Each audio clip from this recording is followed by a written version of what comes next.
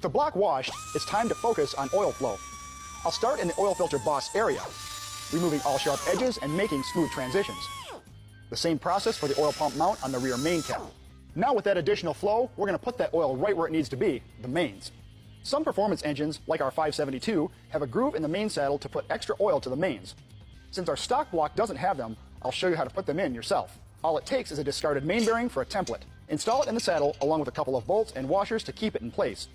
Then use a cutoff wheel to gently grind through the bearing into the main approximately 60 thousandths or a 1/16 of an inch deep. Take your time and check your progress regularly. It's got to go a little further on this side, but that's really close. With the first one done, you've also created a perfect template for the rest. Move the bearing to the next saddle and repeat the process. Finish it off by deburring the oil holes. Gorgeous. That looks like a machine did it. We'll drill extra holes in the new main bearings before they go in. The pressed-in front oil gallery plugs can pop out under high pressure, so I tap them for screw-in pipe plugs, which I'll install on final assembly. Yeah, that's some nice tech on those mains. Thanks, Joe. That.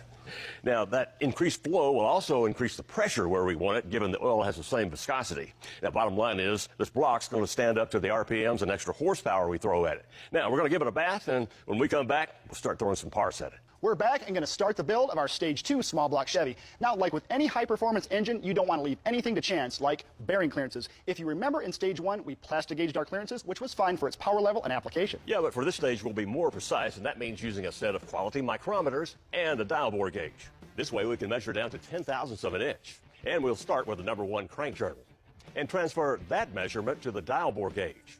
To avoid scratching the